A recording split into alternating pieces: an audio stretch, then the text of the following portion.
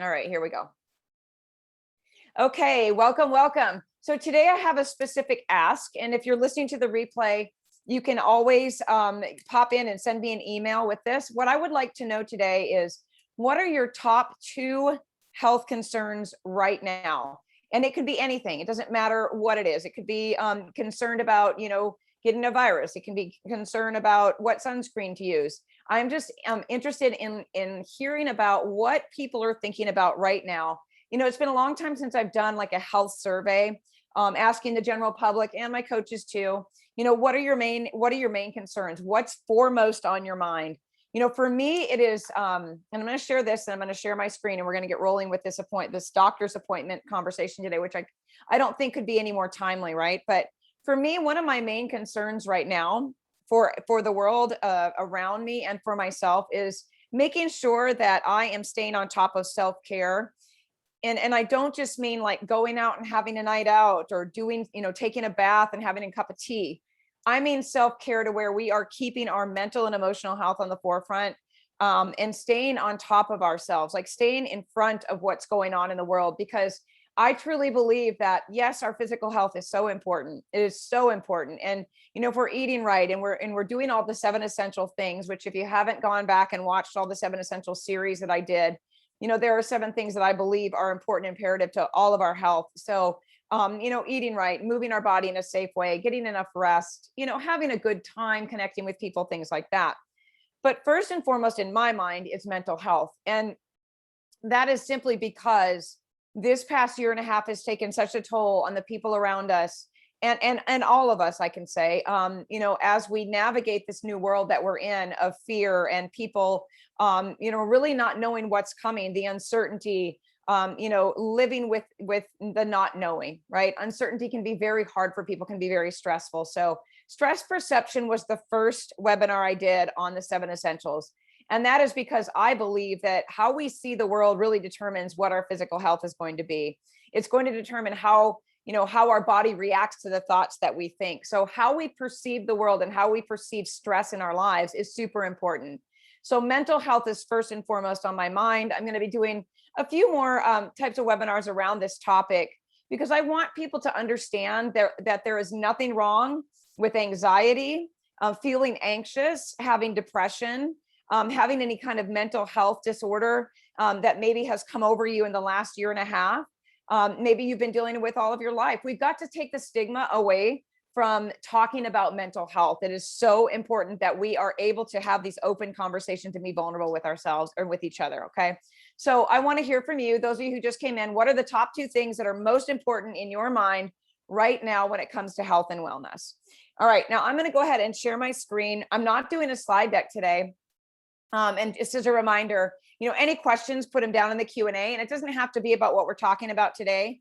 But I have a feeling that this doctor's conversation about doctor's appointments might spur some of maybe your deepest concerns or some of your fears that you have about going to the doctor now more than ever, right? So many people even avoided going to the doctor for fear of catching a virus or having to wear a mask or having to have hard conversations. So, you're not alone if that's you. There is such a thing as white coat hypertension, where people just get anxious, just, thinking about going to the doctor, and they walk in and their blood pressure is high. There's a lot of things around that. So hoping I can give you some really good tips today on how to navigate this world that we're now living in. So I'm going to share this sheet here. Hold on a moment. And I'm going to get a yes, I can see it by somebody if you want, you guys, and I'm going to leave my camera on today to keep myself on point here. Okay. So can you guys see this? And also because it's easier for me to navigate the chat if I can see it. Yes, you can see it. Fantastic. Okay. Okay. So any questions, put them in the Q&A for me, and I will check back on the chat throughout here. But I want to tell you a little bit. It's really important for me when I'm speaking to my community and people that are, new to me, that you understand that I'm not coming from a place of just telling you information, sharing information, telling you what I think, is a good idea. It's coming from experience. And, having most of the health coaches that I work with and in my community have navigated a health journey of their own, just like I have. So one of the things I like to tell people and remind them of is that we all have a health journey of some sort. I once had a health coach tell me that she said, I really don't have a health journey. I have been, healthy all of my life. I've not had any problems. So I kind of feel like a fraud showing up as a health coach. I don't have the journey that most people have. But upon digging further into her life and really mentoring through her through some of her business things that she was stuck on, we discovered that she indeed did have a health journey. And it was, it had a foundation of anxiety and nervousness and not being enough, right?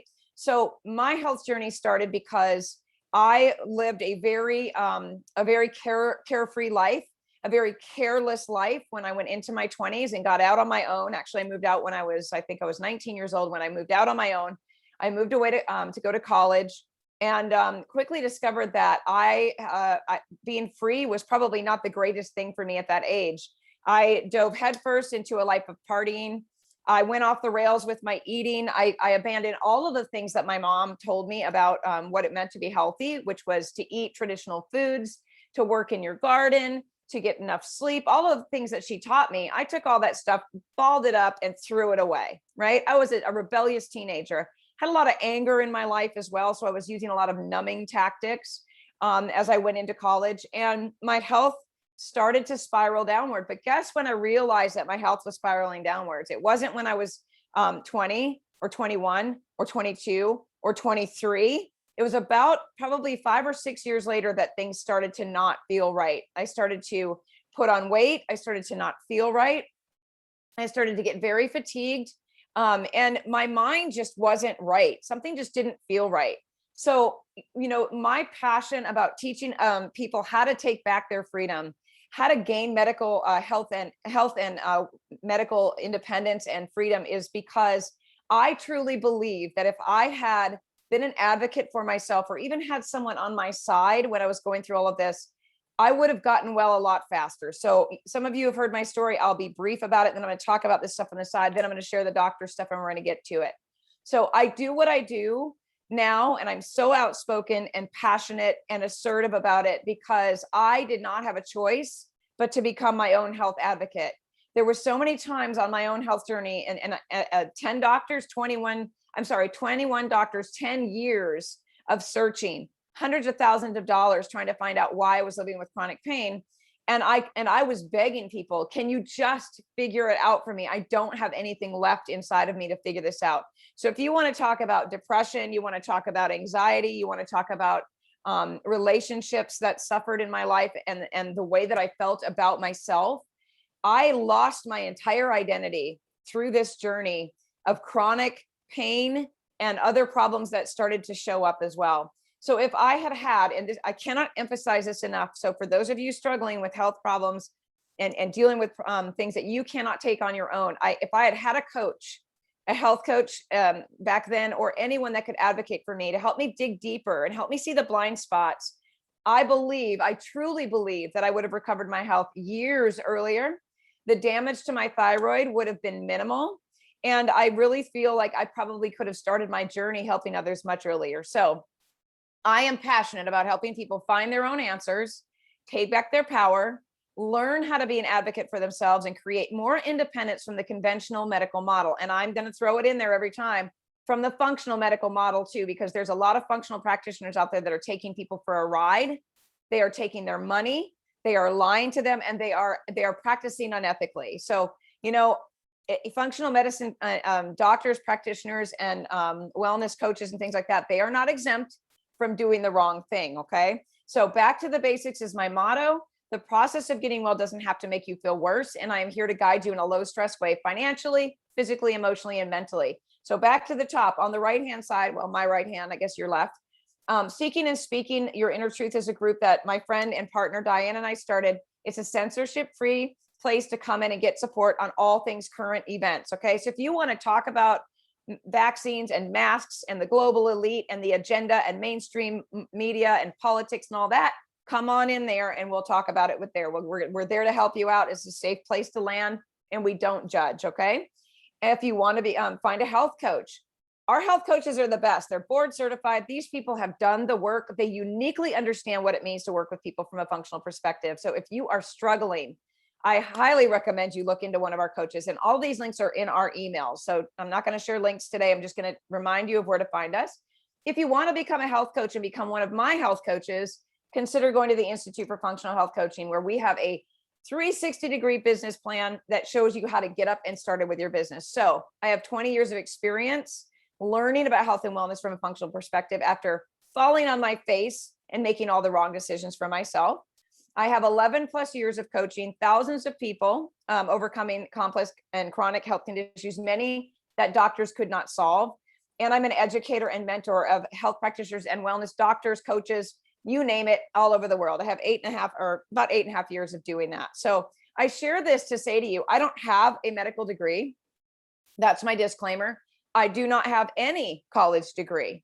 Okay. And what I want to say, why I'm telling you this is because I want to share with you that many times when you are reaching out to people in your life to get the support that you need to be healthy, to be happy, to find that inner peace and to overcome complex problems, looking to someone with letters and alphabet soup behind their name isn't the way to go. You want to find someone that has the passion to help you get well, the knowledge and the drive to continue to learn what it takes to be your partner in your health. That is the most important thing. So please keep those things in mind when you're looking for someone to help you.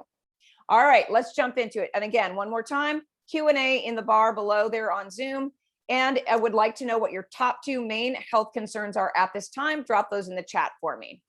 So let's talk about this how to have a successful doctor appointment. I'm going to try to move my picture up here. Okay. Why is this important and where did this even come from? And I'm going to take a drink of water here. Hold on. All right. So if you can imagine going to one doctor, you wake up one day and you've got chronic pain in your feet and you can hardly stand up. That was my problem. Okay. Standing up felt like I was walking on broken glass. And the first thing I thought was, oh my gosh, what is wrong with my feet? What did I do? What did I step on something? Like I automatically isolated my feet from the rest of my body. Okay. That's mistake number 1. I should probably just do a whole webinar on the mistakes that you can make when you're evaluating yourself and trying to find out what's wrong with you. Right. But what I ended up finding out was that when you isolate yourself, you start going down the rabbit hole of seeing multiple doctors, multiple practitioners, trying all kinds of modalities. As I've already told you guys, hundreds of thousands of dollars spent trying to find out what in the heck was wrong with me, what was going on. The first doctor's appointment that I went to for my feet to figure out why I was in so much pain, I was given a prescription. I was given a couple $100 worth of orthotics. I was told that I would need surgery or injections in my feet. This was one 15-minute doctor's appointment, my very first appointment. I will never forget that. I fell for it, right? I got the inserts for my shoes. I'm afraid of needles, thank God. So I didn't go for the surgery or the needles, but I automatically thought, oh, if I do this, that will fix this problem. Fast forward, you guys, 10 years later, 21 doctors and counting, I realized how very little people think about the body from head to toe, from a medical perspective. And that means doctors as well. So every time I would go into a doctor, I would experience some of the same things. Tell us a little bit about your history, or here's 20 pages to fill out. When did this start? What are your main symptoms? What were your symptoms when it started? All of these questions that could change by the day, whether I remembered what I had tried, whether I remembered how long it had been going on, whether the pain had moved from my feet to my knees to my back. It was different all the time. And so the frustration of going into these appointments and having to repeat myself, being treated, pretty much just like a number, took its toll on me. So when I finally navigated this world and I got through on the other side of all of this, after advocating for myself and finding out what it took for me to find recovery and health, I realized that there are people out in this world, and maybe you're one of them, or, if you're listening or you're here with me today, that, has a lot of fear around going to the doctor because you're afraid they're going to try to give you a prescription. They're going to try to give you a shot. They're going to try to tell you there's something seriously wrong with you that you don't know. You're not going to get your questions answered. There's all kinds of things. But not only that, I want to say this too. For the people that really know me, they know I'm an assertive Midwesterner. I speak up. I am not afraid of conflict. I ask the hard questions. I advocate for myself and the people I care about. But not everyone has that. Not everyone has that ability to show up and formulate their thoughts and present themselves with authority. And so my goal in sharing this with you guys today is to give you that internal authority, to let you know that you have the power within you, and to give you some tools. And you're all going to get a download. You're going to get this copy of this download when we send out the replay. But that you have everything that you need within you to stand up for yourself, to set these appointments in a way that feels good to you, to feel confident when you walk in so your blood pressure doesn't go up. Okay. So I'll show you at the end of this webinar what's coming next week, because there is a part 2. Part 1 is how do we even get to this point? So number 1, referrals, research, and reviews. Ask for referrals from people who have been happy with their experience at a doctor's appointment, right? Aim for someone who takes a conventional mixed with functional medicine approach, so you are sure you receive the whole person attention. Ask for more than just one person's opinion. Read reviews online. I cannot tell you how important this is, about the doctor and the staff. The staff are your first impression of how an office runs, so make sure the staff has good reviews as well. So you guys, here's what I want to say about this. When I say a conventional mixed with a functional medicine approach, when you are dealing with something, maybe when you're looking for a new doctor, or you're dealing with something that you can't quite put your finger on and you're not sure what it is, or maybe you've received some labs back that have you a little concerned, you don't want to just walk into a functional a doctor's office that cannot run, the labs that you need, cannot call in prescriptions that you may need, because conventional medicine absolutely has its place. You want somebody that can see things from both sides. Now, many times in functional medicine, you're going to find a doctor who has a conventional background that maybe moved into a functional approach because they didn't like the conventional model, but they still have the conventional abilities, the conventional knowledge, the training, all of that. So I would say to aim for someone who has an existing functional medicine practice, but might have either the training or the history, or the experience in a conventional model. Okay, and then when you ask for just one person's opinion, go out on Facebook, use your social media for things that can empower you. Go out to Nextdoor and look for recommendations, but be very specific when you state what you're looking for. Don't just say, I'm looking for a general practitioner in functional medicine. Okay, you're going to get the good, the bad, and the ugly. Don't just say, I have, I need to do a woman's annual exam. Does anyone have an OBGYN they suggest? Ask specific questions. So a couple of questions that you might ask out on social media would be, you might say, I am new to the area. I'll just make this story up here. I'm new to the area and I'm looking for an OBGYN that practices a functional approach. Now, OBGYNs most of the time are going to have a conventional training or the abilities to call in scripts and things like that, right? So, and then you might say underneath that, looking for a female in particular, someone who it takes more than 15 minutes with their patients, someone who understands a natural approach to health and wellness, but also has the ability to write prescriptions. So be more specific. And then when you go through and read your reviews, take those reviews, take your top 2 or 3. Sometimes people share information about someone that they went to that they hated. Make note of that too. But then go out and do some Google reviewing. If there's one thing that Google is good for right now, it's putting out reviews. Okay. So go out and read the reviews. And then you're going to make that phone call, right? Eventually you're going to make that phone call, which is step 2. But I want to make this point really clear. Somebody that answers the phone without without an empathetic, compassionate, kind tone to their voice is an absolute no for me right off the bat. So if I get a so-and-so doctor's office, hold on, please, or hold, please, and I get clicked immediately into some waiting, period, or I put on hold, I'm done. I'm not going to be rushed through an initial phone call. Okay. But if I call someone and they say, thank you for calling Dr. Jones' office. This is Mary. How can I help you today? Hi, Mary. My name is Carmen, and I am new to the Chattanooga area, and I'm looking for an OBGYN. I'd like to ask a couple of questions. Do you have a few minutes for me? No, I really don't. I'm really busy. I've got lots of, okay. Well, thank you so much for your time. The optimal conversation is someone who answers pleasantly. Absolutely. What can I help you with? And then has good boundaries. Don't take advantage of people though, right? You don't want to keep them on the phone forever, but can tell you, we would love to talk to you further if you want to come on by the office at some point and pick up some paperwork, something like that. Okay. First impressions are everything. And trust me when I tell you, I know that, having gone through and been in customer service experiences as a service provider and employing them, it is your number one most important thing is, how do people perceive you? And how do you perceive the business that you're visiting? So then you call the office and you ask, how much time does the doctor typically spend with new patients? And then how much time do they spend with existing ones? So great if you go in and you get a 30-minute appointment, but if you're a return client and you can't get 10 or 15 minutes, that's a problem. So ask, how much time will the doctor spend with me when I first come in? And then when on any return visits, do you have a guideline? Is it 15 minutes just to check up? Do I get extra time if I have labs that we need to review? Start asking those questions about time, because time is everything. Okay. Ask how long it takes for an established patient to get an appointment when things come up like colds or coughs. Okay. So, you know how important it is when we establish ourselves in a business and you walk into the business. Maybe you've got someone that cuts hair. Let's just use this, someone who cuts your hair, and you've been going to them for years, and they know that, how you like your hair, what time you like your appointments. And let's say you're going on a trip and you need a last minute haircut. That person that you've been loyal to is going to say, I will absolutely fit you in. I know it's important to you. Let me see if I can wiggle things around, right? Doctors, on the other hand, doctors, on the other hand, sometimes treat you as if you're just like everyone else. So if you call in and then staff says, we have a 3-week waiting period, and you've just got like a little tickle in your throat, or you've got, you may want someone to check you for strep, you want to be seen right then.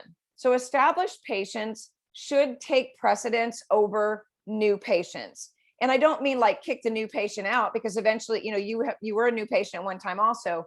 But I would say, I would like to just get in for a quick appointment. I would prefer not to go to an urgent care. Can Dr. Jones look at my throat for me real quick? I promise I will be courteous and a good steward of his time. Yes, absolutely. Scoot by at 12:15. He's just off lunch and he's got a few minutes in between. So make sure you ask that question. When you are an established patient, you want to make sure that you are given that priority, so to speak. Okay. Make a first morning appointment. Or a first appointment after lunch. So you want to see the doctors when they are fresh and they are fueled. So ask the receptionist when you call ahead for the earliest appointment after lunch if you are unsure when they are closed, because most of the time they close for an hour in between, right? So calling and saying, I would like your first morning appointment. And when we get into the preparation part, I'll tell you why a first morning appointment can be really valuable. Or ask for the first appointment after lunch. So I learned this little tip from the nurse that when I was in the middle of seeing all these doctors, and she said, listen, never come in the middle of the morning and never come in the middle of the day. She said, first appointment in the morning that you can get, first appointment right after lunch, because they're immediately in your room. They've had their lunch, they're feeling good, and you get first attention. So they don't even have the opportunity to get behind yet at that point. Okay. All right. So preparing. So using an outline that you've created, or the doctor's template that I am providing, I'm going to show you, I'm going to give you a glance of that, because that's what we're going to go over in real detail next week. Make sure all your information is totally up to date on that, but print a copy for you and a copy for your doctor. Now, the alternative to this, if you are a complex case and you've got a lot going on and it's a lot of information, is to ask them that you would like to, or tell them that you would like to send that form with your medical history ahead of time, so that the doctor has a few minutes to review it prior to you arriving. Now, I know that sounds like a pipe dream, right? Like any doctor is going to take that time. But, hear me when I tell you that many doctors, they would be absolutely thrilled to get something like that, so they can be more prepared and they can be more efficient in their business. Dr. Alan Hopkins, who's one of my favorite people in the world, and probably my favorite doctor, he's come in and done some trainings for us in the past couple of years. He said, this is an absolute genius idea. When I was, when I was just new in medicine, I would have loved to have something like this, because it creates efficiency and allows them to do the job that they want to do and not the job that they only have time to do. Okay. So I want to also add this on the side that, when you're using this approach, you're giving them information that you've created, right? You've created this. So it's not their normal documents. It's not a document they're used to looking at. So make sure that you're not filling it with all kinds of useless information or extra words.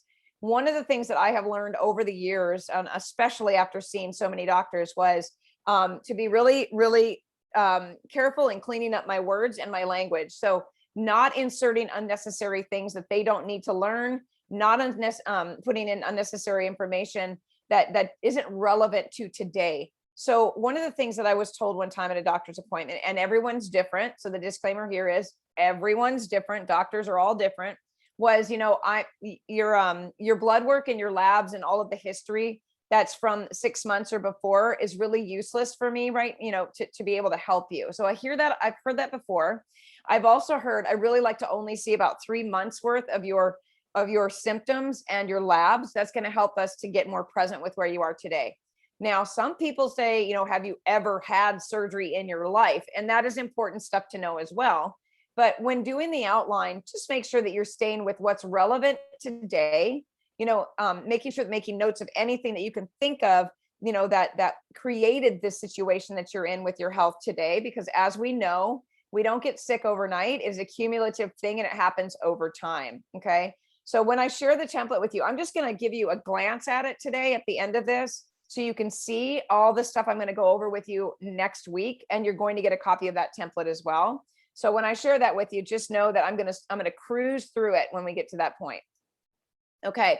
Don't eat or drink for 20 minutes before your appointment. Now, again, disclaimer here, and going back to why we might want a first morning appointment, because many times when we go into the doctor, they'll say something like, and this is always just kind of makes me go, really? I've gone to appointments in the middle of the day before, when it's the only time I could get, and they've said, have you eaten or drank anything today? Because we really need to run some blood work. And I'm like, it's 4:00. It's 4:00 in the afternoon. Yes, I have definitely drank something today. And yes, I have eaten today.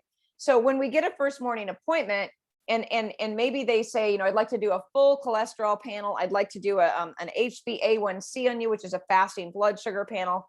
If you've eaten or had anything to drink, they're going to be like, okay, well, we need you to come back tomorrow morning and run those labs. So you can save yourself the time by having that first morning appointment.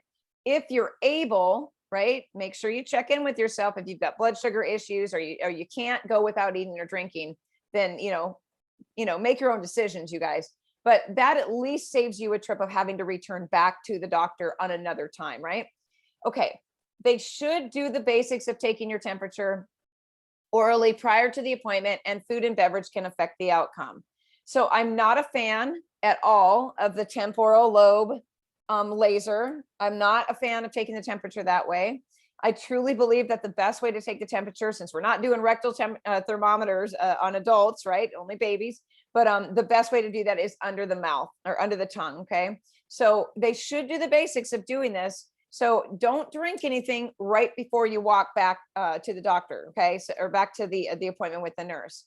The other thing is this. Let's remember that there are vitals that are done. Okay. Let me make sure I don't cover that. Yeah, I do. I'm going to cover that in a minute, but the vitals that are done, I want to remind you that when I did the 7 Essentials webinar and talked about the tools for your health and wellness power toolbox, I talked about having a good thermometer, a pulse oximeter to measure your blood levels in your or your oxygen levels in your blood, a glucometer to test your blood sugar, and a blood pressure cuff. Okay, so if you haven't seen the webinars from before, I'm going to give you guys in the replay the YouTube channel. If you'll go out there, they're all in order. They're all public. If you subscribe to that, you can watch them all in order without interruption, stop them, screenshot, take notes, and all of those good things. So having that toolbox at home, you guys, is just going to be an exclamation point to your relationship with your doctor. So one of the things I think is really cool is anytime that I've gone to the doctor, and this has happened more than one time, and they've done this temperature thing on me. They're like, oh, your temperature is really low today. It looks like you're running about 96.9. And I'm like, no. And I tested it because I took my temperature in the car before I went in, and it was normal, 98.6, 98.5, 98.6. And so I told them, I would really prefer that you take my temperature a different way. I'd like to go ahead and do it under the tongue. And it was right on. Why is this important? Accuracy is important because many times a low body temperature means there's thyroid problems. Well, if they get a low body temperature on you based on a faulty mechanism of taking your temperature, that is going to shift the doctor's mind. Well, I see you've got a low temperature here this time, and you had a low temperature that time. Let's do a full thyroid panel. I'm starting to get concerned. You see, so you want to make sure that you are getting the best results for everything that you're doing when you walk into the doctor, and that you know your body, that you are able to speak with authority over your body. So even with your blood sugar, if they say, well, I think it's possible that you might have some, type 2 diabetes going on, or insulin resistance or whatever, you're armed with the knowledge that you've been taking your blood sugar for the last, I randomly take my blood sugar every couple of days. I might check it in the morning, and my fasting glucose has been about 79 or 82. Oh, okay, well, never mind then, right? So the more information you come into these appointments with that you're able to establish on your own at home, the more efficient these visits are going to be, the more they're going to know that you're on top of this with your health and that you are taking care of yourself.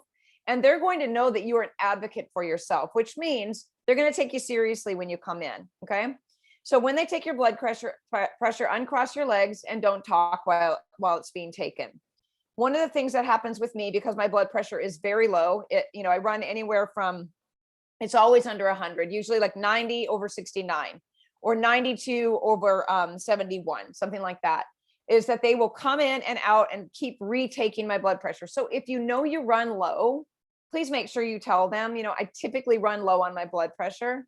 However, if your blood pressure comes up low during your visit, then, and it's not normally low, that is a reason to think, my thyroid might be a little bit slow right now. And I'm going to talk to you guys about some of that stuff. I'm going to get a little deeper into some of this stuff next week. But, so anyway, for the best result, uncross your legs, don't talk, try to relax. And just remember, the person taking your blood pressure and the person you're about to see, they're just people. They're just people with degrees in medicine. That's it. So no need to be nervous about anything. And whatever results come your way, you can handle and you can deal with it. Okay. If they do, again, a temporal lobe process, I just covered this, you guys, if it comes back lower than 97.9, but now that I know what those lasers do to the pineal gland, I do not allow lasers on my forehead at all. I highly recommend that you move away from that. And I will adjust this. I'll have my team change the language here, but I no longer advocate for temporal temperatures. Okay. The doctor should make eye contact with you and listen to your symptoms, not just stare at a piece of paper or labs and then prescribe a fix. You know what's so interesting? I find it really interesting that I have actually been out in public before, run into my doctor, and she didn't even know who I was. This is a doctor. This is many years ago, before I actually established a relationship with a doctor that actually worked for almost 9 or 10 years. We were together, but that was prior to.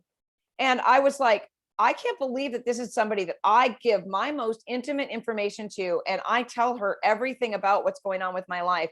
I'm having a conversation. She doesn't remember me. Now, I understand that, yes, people look different outside of your work setting, but if they are not talking to you, making eye contact with you, hearing your concerns, and actually establishing that relationship and that connection with you, to me, that means that when you share your deepest needs and concerns and symptoms and fears, it's going to be taken with a grain of salt. Okay. So make sure that they're making eye contact with you. I've even gone so far before when someone said, when I've been in an appointment before with an endocrinologist, one of whom I've fired many of them for not finding the answer to what was going on with me. She was asking me questions. She wasn't looking at me, and I just stopped answering her. And she finally looked at me. She said, "Did you hear my question?" And I said, "Yeah, I did actually. But I was actually curious on whether or not you heard my answers, because you haven't even looked at me since I've walked in here." Okay. I never went back to her. It's important, you guys. Okay. If there's anything you should be doing before your next appointment, food changes, labs, be clear on what those things are. Don't just walk out, and I don't have just a piece of paper here, but with a list of foods you're not supposed to eat, a 4-week appointment time, several $100s or $1,000 nowadays of labs that need to be done, and not understand what you need to do until you see that person again. So when you leave your appointment, I'm going to take a drink of water so I don't start coughing, lots of talking. When you make your appointment, one of the last things, before you leave your appointment, one of the last things that you can do is say to your doctor, this is a lot of great information. Thank you so much for taking the time, spending the time with me and actually hearing me. And that's another thing that you can do. If you don't want to go hunting down a new doctor, you can actually kind of tuck that little nugget in there for them. If they are someone who isn't paying attention, you can actually set the precedence for your next appointment by saying, "Thank you so much for taking time with me today. I know how busy you are. It is so appreciated that you're able to actually even share space with me and hear my concerns. Is there anything that I need to be prepared for before I come back and see you next time? Would you like me to fast? Are there any additional labs that you think would be beneficial for what we're trying to investigate and explore here?" And then, the doctor might be like, "Yeah, you know what? let's do this next time you come. Let's, instead of running that this time, let's do it next time. Or, yeah, you know what might be a good thing for you, before we meet again? Let's just think about what it would look like if you take gluten out of your food plan, since you've got so much going on with your gut. I don't want to stress you out too much, but let's think about removing that. So you have an idea of what to expect. You have an idea of maybe some things that you can do on your own or work on with your health coach, before you meet again. You also feel like you've been heard. Okay, so be clear on what those things are. Okay, so scheduling before you leave, schedule a follow-up appointment and sign up for any available medical portals, asking that all labs be sent there for your review. Okay, so scheduling the follow-up appointment, don't do what I used to do and go, oh my God, I left my calendar at home, which is what I always used to do. Bring your calendar. If you're like me and you believe in the almighty pen and paper, and I will until I'm going to go down in flames with that calendar in my hand, bring it with you. Schedule your follow-up appointment. Remember, first thing in the morning or first appointment after lunch.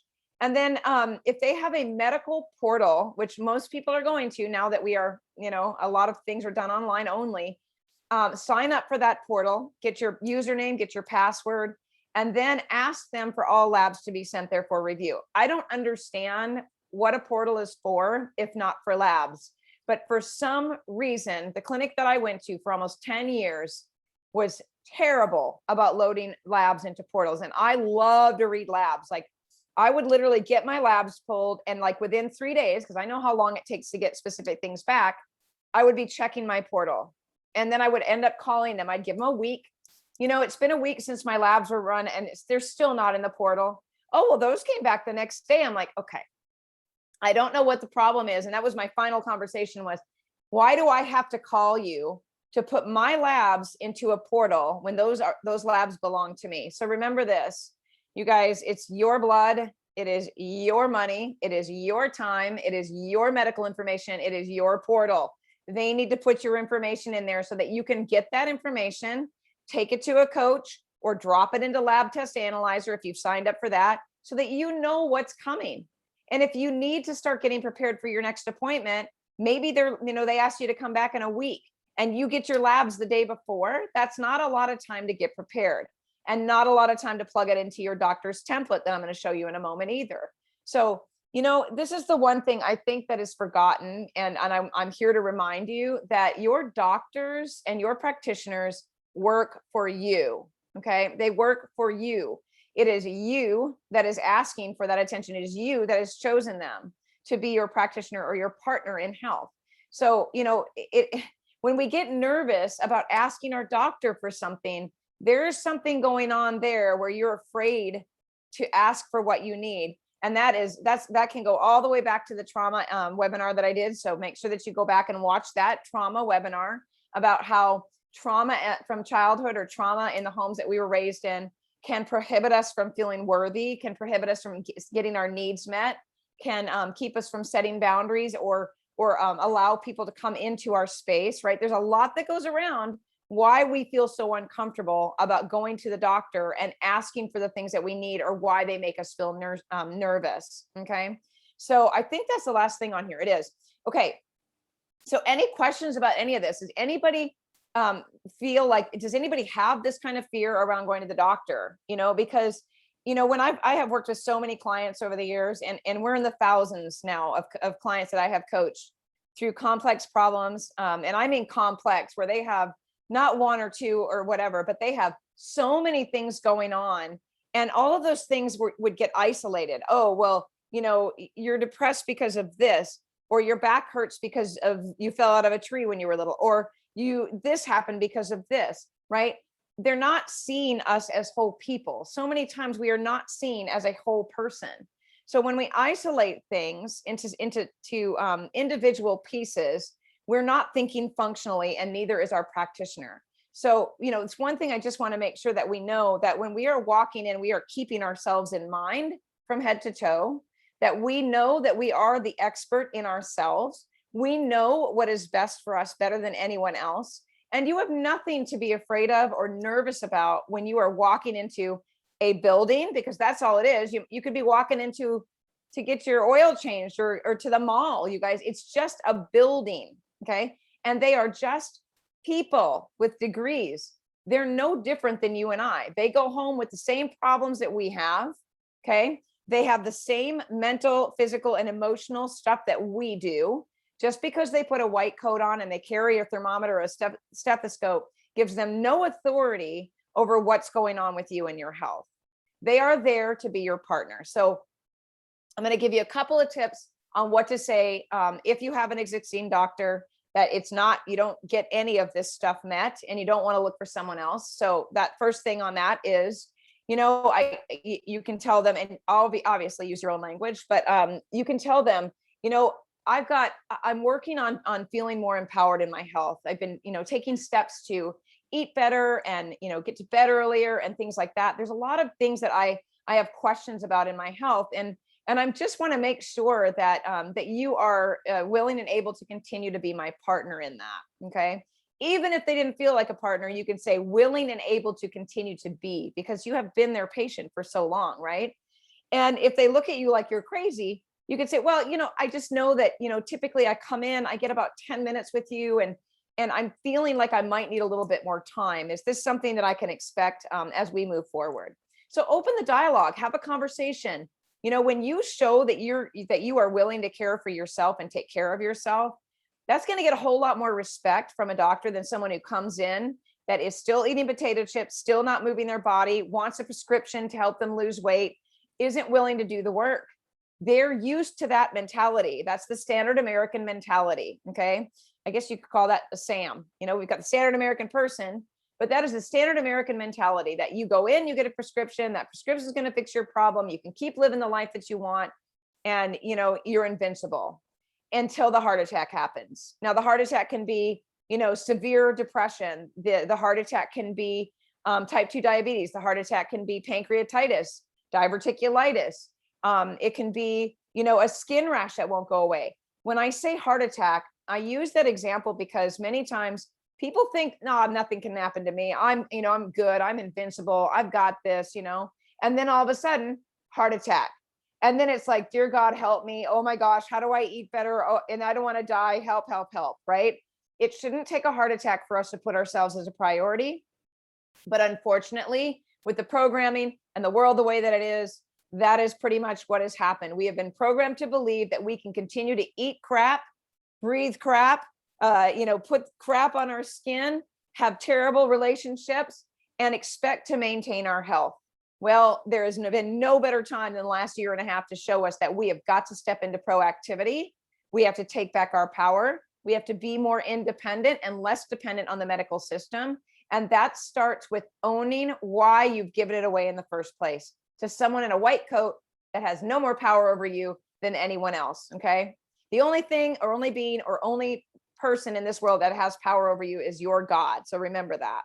Okay, now, if you are looking for a new practitioner, I will include a link in the replay on how you can go out and search for a practitioner. But I want you to treat it like an interview. So going back up here, you guys, making sure when you are looking for a doctor's office that you are calling and talking to them. But one of the things that you can say on your first appointment is this, I understand today was a 15, 20-minute appointment. I've really enjoyed our conversation and I appreciate you taking the time. But I would like to let you know that I advocate for myself. And this is from a conversation that I actually had with a doctor who she was giving me vibes that she didn't want to continue working with me. So I'm going to use this conversation because I'm not an easy person. I do my research. I bring things that I say I'm not an easy person. Let's just say this, that if you want to just get by with treating me like a number, I'm not an easy person. But if you want to be my partner in health, I'm the easiest person because I do all the work. So what I said to her was, I feel like, something's going on here lately. I don't know. You seem irritated when I come in.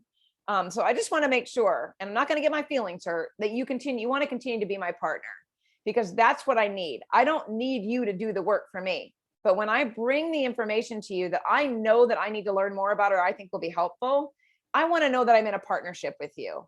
And she was frustrated and said, every time you come in, I have to learn something new and I don't have time. So we got to the bottom of it and we continued on for another, 4 or 5 years, something crazy like that. But that's what you can do when you're looking for a new doctor is to tell them, I take full responsibility for my health and wellness. and the position that I am in, or the condition that I am in. And I am willing to do the work, but I need a partner, someone who can call in prescriptions, if I need them, someone who I can lean on and depend on to see, to look out for me and what's best for me from a medical perspective. Okay. So set that precedence ahead of time before you find that doctor. And if you're in that relationship, come at it from a non-attacking way, and in a way that makes them feel like you are appreciative of them, but this is what you're up leveling your own needs for your health. That makes any sense. Okay. All right. No questions about anything so far. I mean, tell me if this has been helpful to you guys so far. And then I'm going to pull up the template and I'm just going to fly through it because I want to go through details on it next time. So hold on a moment. Is this it? No, these are course links. Hold on a moment. I'm going to stop my share and find it. Let's see. Oh my gosh, I got so much valuable information today about viruses and contagion. I am going to be, if you're a coach on here with me today, I just want to let you know that take a look at Carmen Hunter Health today, because I've got some really interesting information to share with you guys about all of that. Where is this form? Hold on a moment, you guys. I'm sorry. Let's see. And we are going to make it as pretty as we can, but sometimes it's just a Word document, and that's about the best way I can get the information to you. Here we go. This is going to be a savable document. So hold on a moment. I'll reshare. A savable document that you guys can fill out. It's free, okay? And it's lengthy, but this is going to be one of those things that I am going to encourage you to use to get organized to go to your doctor's appointments. Okay. So we're going to go over all of this next week.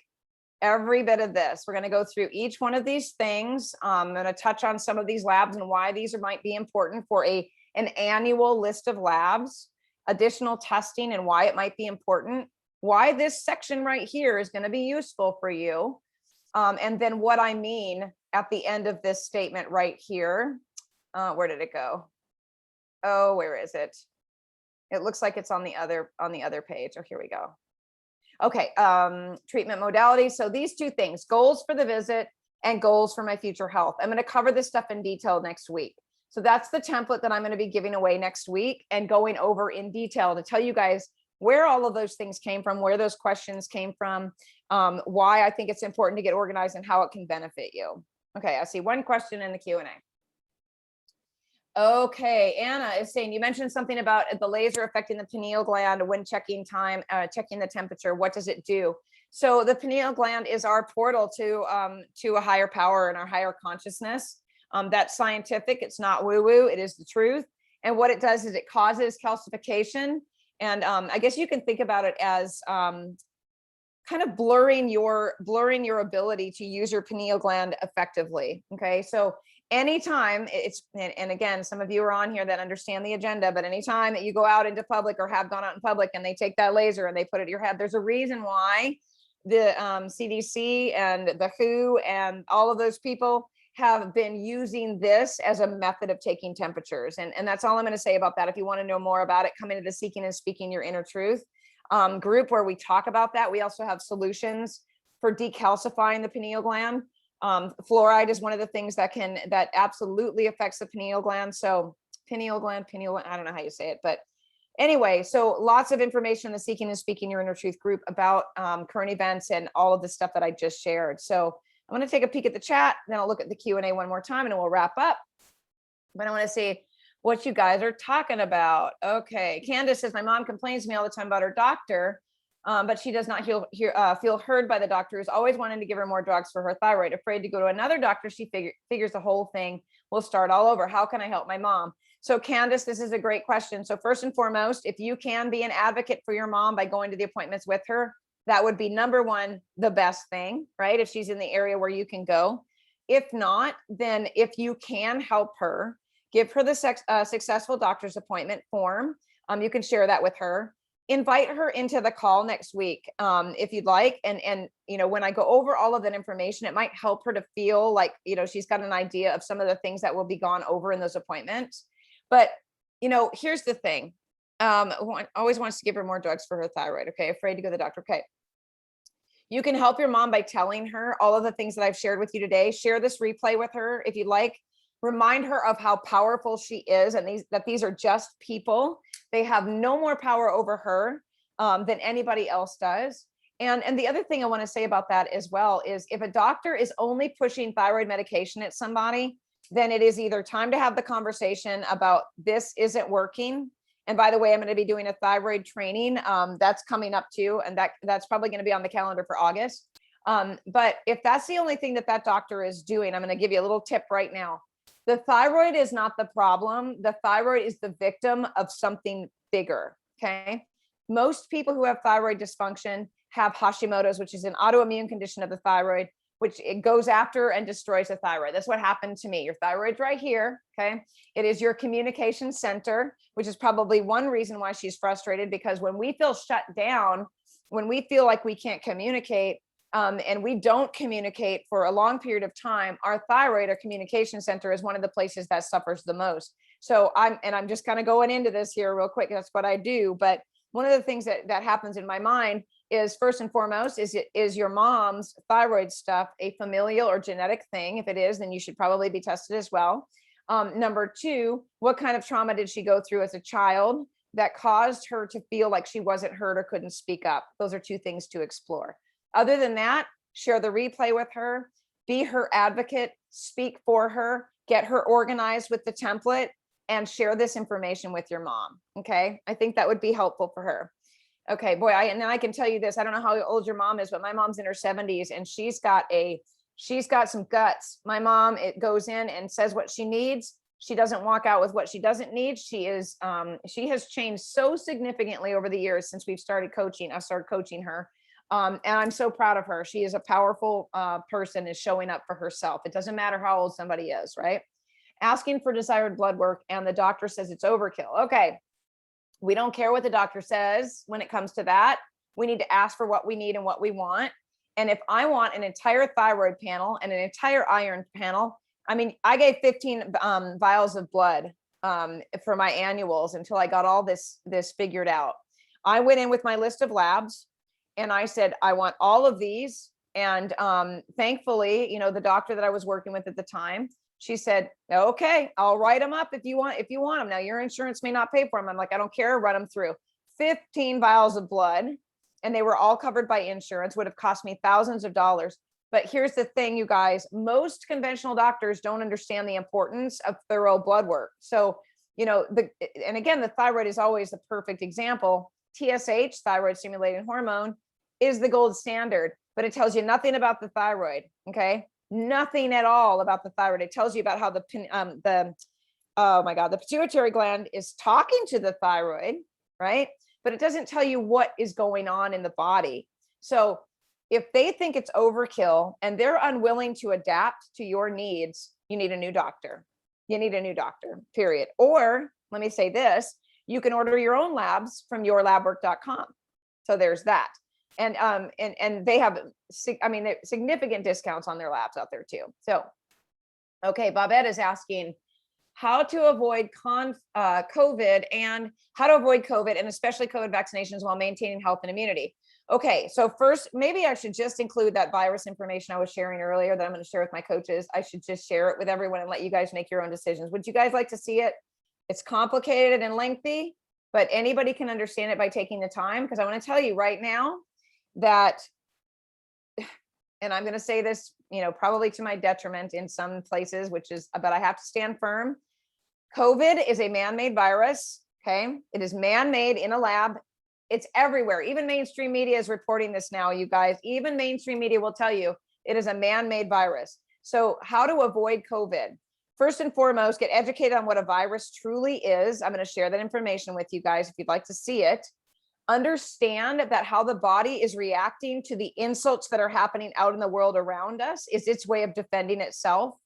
And here's the other thing. If you are healthy in your immune system and you are healthy in your mental and emotional mind about the power that you have and how protected you are, and you're taking those steps to live by the 7 essentials, safely moving, eating right, sleeping, getting good, having fun, good connections, seeing stress differently, then really there's nothing to worry about. Okay. There's really nothing to worry about. And I'm going to share a little tip with you guys.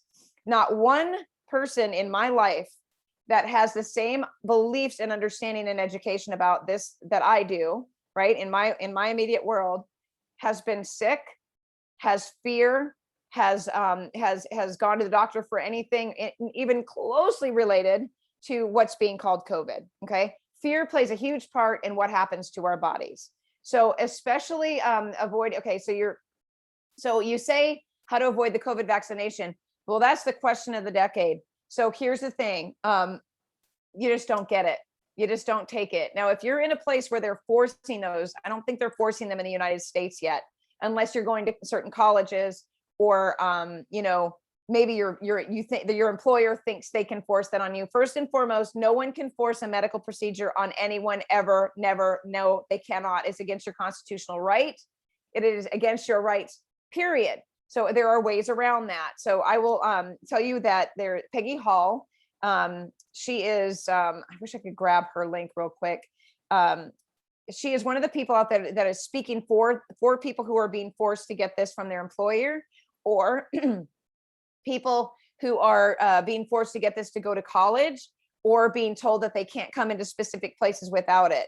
So she is absolutely Peggy Hall. And what is her, oh gosh, somebody knows this that's on here right now. One of my coaches knows what her website is. It's absolutely slipping my mind right now. I can't even believe that. I've got it bookmarked, but I'll drop it into the replay as well. Okay. But go to her page if you feel like someone is pressuring you to get vaccinated, because it is against your God-given right for anyone to force that on you, and they can't fire you for not getting it either. Okay. That's discrimination. So there's that. All right. Margaret says that my clients are reluctant to go to any doctor or ER because of fear of being bullied into COVID testing or vaccination. Okay. Well, it's their right to refuse. So here's what I found too, Margaret, is that I can sit across from someone and say to them all day long, it is your right to refuse this. You know, you don't have to do that. You know, it's against the law for anyone to make that happen.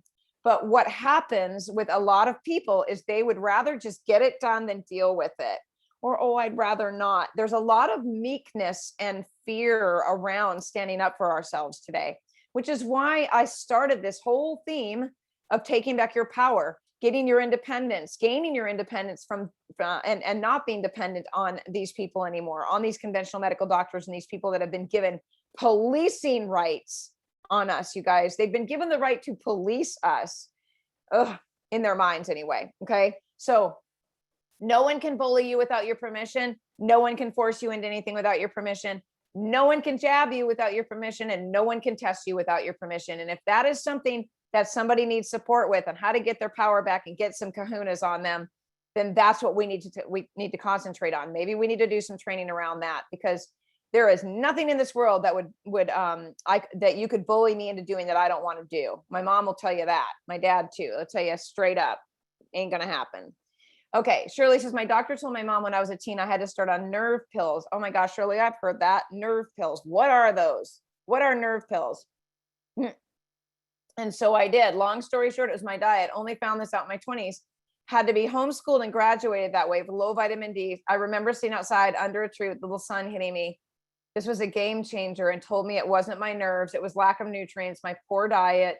Went to a nutritionist and started to come off the drug world. Anyway, this is how I became a health coach. See, that's a powerful story. That's a powerful story in so many different ways, Shirley. So I'm so glad you're out there helping people. We need health coaches that are willing to share their story, realize that the power is within them, and listens to their instincts, and then is willing to go out and teach other people how to do the same thing. That's how I started this whole thing of health coaching. Michelle says, my clients often say they feel rushed and their concerns aren't listened to. Well, yeah, right. That's what this whole series is about. Yeah, concerns dismissed. And yeah, so let me say this too. Thank you, Jane, for this reminder. One of the offers that I used to do, I don't have time to do it now, was to be the advocate for my clients. So I have gone into doctor's appointments with my coach, or with my clients as their coach. And I'm just going to tell you what that might look like a little bit here is, I go in with my notepad and my pen. I'm there to advocate for the person. I just let the doctor know ahead of time who I am. I let the patient do the talking first. And then I say, I'm Carmen Hunter. I'm a health coach, and I'm basically here just to listen, take notes, and maybe ask some questions that can help, Amanda here, which is one of the clients I went to the doctor with at one point, make sure that she walks out feeling like she's got all the answers that she needs. So don't mind me. I'm just going to sit here and be supportive.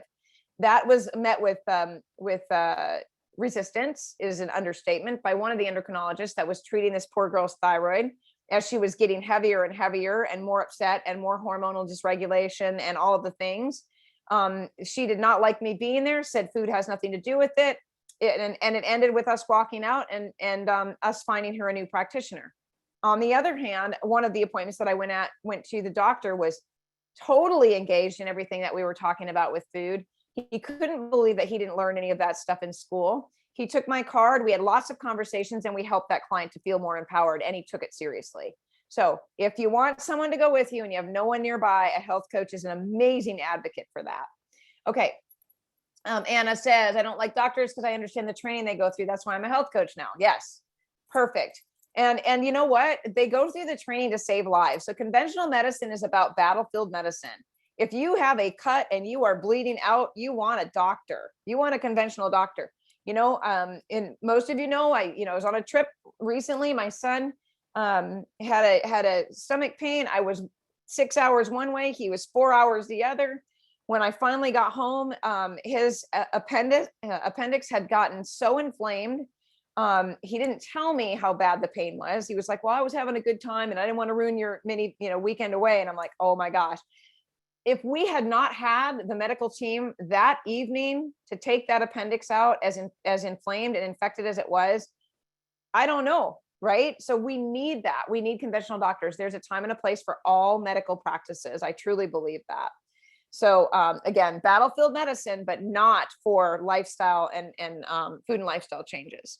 Sandy says, I'm resistant to seeing a doctor. I don't want to lose my privacy with doctor data being entered into an EHR. Yeah. I also don't like being bombarded and pressured to take vaccines, prescriptions, et cetera. And I think their training is too limited in scope, 100%. Okay, where you say that functional doctors are very expensive and not covered by insurance, that's not true. Actually, functional medicine doctors, a huge majority of them are covered by insurance now. So that's the good news. Here's some more good news for you. Even though we got isolated and shoved into our homes and doctors' offices wouldn't see people and all this craziness happened, one of the good things that came out of this was telemedicine. So telemedicine, I feel, is very powerful because first and foremost, it saves time. Second, you are able to get more time with them. They're not going to pop in and out on 15 minutes. I've gotten anywhere from 40 to 50 minutes with doctors on telemedicine for my son or myself when needed. So that's a good thing. It's a good thing. So try not to think of just needing to have a doctor in your immediate area. I don't have a doctor yet. I've been in this community for 2 years. I moved away from a practitioner that I'd had for over 10. And I don't have a doctor yet. And, I sat there thinking, do I really need one? What do I need a doctor for? Let me think. I really don't know of what I need a doctor for. I can order my own labs. I can interpret my own labs. I know what labs I need. I know my body very well. If I have something like a strep throat, or I can go down to urgent care, take a look at it, get a prescription if it's absolutely necessary, which it's not. But if they want to give me one, fine, I have it, right? But really, what do you need a doctor for besides doing preventative labs and having someone that can kind of see your blind spots, which is what a health coach can do? Doctors really serve the purpose of serving you when there is an emergency and maybe doing some preventative testing and things like that. But you can get those prescriptions and those orders from somebody online now as well. Okay, so let's not discount the idea that there are online practitioners with telemedicine. Okay. Margaret, you were such a good teacher, Carmen, very empowering to your listeners. Thanks so much. Oh, you're welcome. Good. I feel sometimes like I'm a little loud and preachy. I was just about to say preachy, and Lori's like, preach. Yes. Okay. Okay, Sandy, absolutely come into the Seeking and Speaking Your Inner Truth on Mighty Networks with me and Diane. We've separated things by topics in there. Do you guys want me to pull that up so you can take a peek at it before we wrap up so you can see the page? Because a lot of people get nervous going into new platforms, but Mighty Networks is actually pretty simple. It's you sign up for a free account and then you pop in. So if you say yes in the chat, I'll pull that page up and show you what it looks like so you can kind of see where all of that great information is. Even if a job or a college asks for it, it's against the law and they can be sued. Yes, they can. The Healthy American. Thank you for putting that in there, Jane. Thank you. Yes, it is absolutely scare tactics across the board. And the problem is, if you want to travel, you're required to be vaccinated to, for instance, to get it. Yes. Well, here's what I told someone recently when she said, I'm tempted to get that damn shot just so I can travel, because traveling is my favorite thing in the whole world. I said, well, I like driving. I like my health and I don't mind to drive. So even though, I mean, I would love to travel to other countries, it was on my bucket list to go out and see other countries. I've only been to a few and I wanted to do more traveling. I'm not willing to give up my health to do that. It's not worth it, because as you can see and will see, if you get into that group that we've been sharing all this information with, you guys, there's very little chance post shot, okay, for travel to even be on your map in the next 22 to 24 months. ER triage docs is where they shine. You're darn right they do. Okay. Margaret became a health coach for the same reason. Issues being dismissed. All labs were normal. I'm so glad it didn't take you as long as it took me, Margaret. So glad. Okay. Oh my gosh, you're not preachy. Well, I can preach, Anna. If you're new to me, I don't know if you are or not, but I've definitely, you can ask any of my people. I am known to preach, but I'm also somebody that doesn't like to, oh, you meant not preaching in a bad way. Yeah. I'm not somebody that is willing to let anyone suffer or struggle unnecessarily. So I'm going to open up this Mighty Networks page and share it with you guys. Okay. Real quick. And I have had a lot of people ask me about how to get in here to Mighty Networks. So it's good to have this on recording anyway, so I can show you both of these. So hold on a moment. Let me make sure. And I'll pull up my Mighty Networks page too. So if you're not in my Mighty Networks page yet, come on in there as well. And the reason we moved here was because of censorship, obviously. And just so you know, you guys, if you're health and wellness professionals and you haven't heard it before, time is limited on the social media platforms that you're on to be able to be heard and seen. Okay, so here's our network, Seeking and Speaking Your Inner Truth. This is our home. This is why I love this platform. Do you see any crap going on over here about bells and whistles or trainings or things you have to buy, or anybody dinging you and notifying you and all this stuff? No, that's because it's a distraction. Okay, that's because it's a distraction and it's a way for people to make money and all of that stuff. In Mighty Networks, and this is what we should all be doing with our online world and our social network, is that we only come in to get the information that we need that serves us to have a better life outside of being connected to a computer. Okay, everything that we've learned about how to spend our time and been programmed to do has caused us to have health problems. So we want to get away from that. And that's one of the reasons why we chose Mighty Networks. Okay. Is because there's no distractions. You come in here to get the support that you need. Let's go to the homepage one more time. I'm sorry. I want to show you guys real quick. Okay. So here we go. So we're sharing things like this. That's Diane. That's my partner, Diane. We do podcasting together. And it's a censorship-free place. So you can cuss and you can do whatever you want in here. And we just expect you to move from the things that you don't like to read or see. Okay. Yep. Talking about of flying and all of that stuff. Okay. Then I have a coach that needs some support. So I'm in here asking for support for her. There's one of our lovely coaches right there, exerting her freedom. This is a place where you can come and get the support that you need. There's my event right there for today. Okay. So that's kind of what you're going to find in these feeds, right? There's about 500 and something people in here. And we're talking about critical race theory and all of that. So we're pretty new, but we'd love to grow. So bring anyone you want to bring in. And then I want to show you this. You can invite people in here by clicking the invite button when you get in. It's very simple, but we've put these into topics and we're growing each one of these topics. So for example, if you come in here to prepping and water, heat, ammo, all of that, I did a prepping video last fall with my partner, Andy. And if you want that prepping video, you can, did I put it in here? I wonder if I put this there. There's my sweet man. He's lighting kerosene lanterns out there in that picture. But basically what we did there, I got to move my picture, is we talked about prepping and what it means to get ready. And you can text the number 44222. So 44222. with the word in all caps prepared to get access to that recording. But this is where you can come in and get information. And we've got, I mean, I don't want to click that thing up there because sometimes I get lost when I come in here.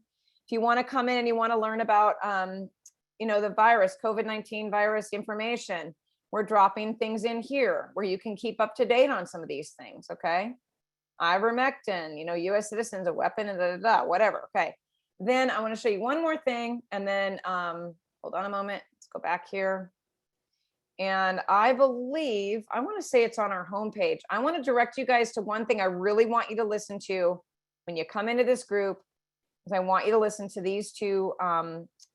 Let's see here. There's Amanda. This is the one I want you to listen to. This is the one right here. So this episode with Amanda, there's links inside of here. And again, I get lost if I click too much, but come on in here and listen to this about what viruses truly are.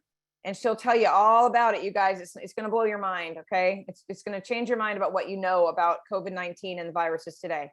Then you can come over here and look for this logo. So here's my logo. This is Carmen Hunter Health. Come on in here. And this is my general page. It's open to anyone, general public, coaches, anybody that wants to come in. And I'm doing a little bit different stuff, more health related things over here, very little of the politics and things like that. So I'm dropping things in here to continue to update people and keep you guys posted on things. Okay. So distractions, a distraction-free zone. I think that would be beneficial for everybody.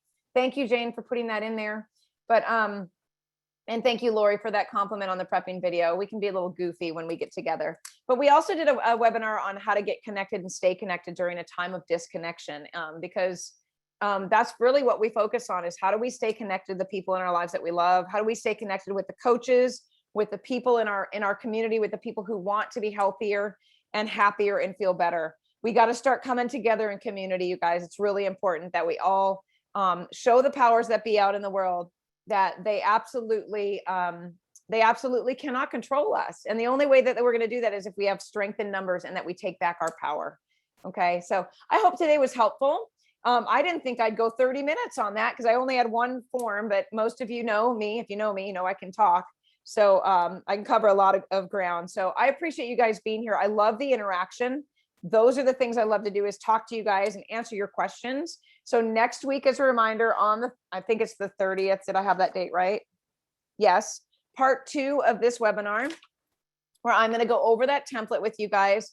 And I'm going to explain to you, kind of how to have these conversations about some of those things that are in regards to, how to talk to your doctor about specific labs and things like that. Okay.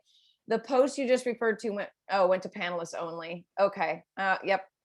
Okay. I'll put that in there. 44222. Thank you, Margaret, for letting us know. The settings always go to just panelists. I hate that happens on here. Okay. There's the number 44222 prepared. Okay. And all I want to say this last thing before we hang up is, please invite and share. If you have friends and family members out there that could benefit from how to get back to the basics, how to get more power, how to take back the power you've given away, and how to move into independence, please invite them to these events and share these links, you guys. The more people we have coming together, the better off we're going to be and the more powerful. So thank you, Lori. Thank you guys for being here. Have a great rest of the day. My son's coming home tonight. He's been out west. He took a trip out west. He's 16 years old, went out there with my nephews, 21. And they went to Kansas, they went to Colorado, they went to Utah, they went to Arizona, and then they headed back home. So I'm really excited to be able to see my son tonight. So I'm going to be off grid for the evening. You guys have a great day. Have a great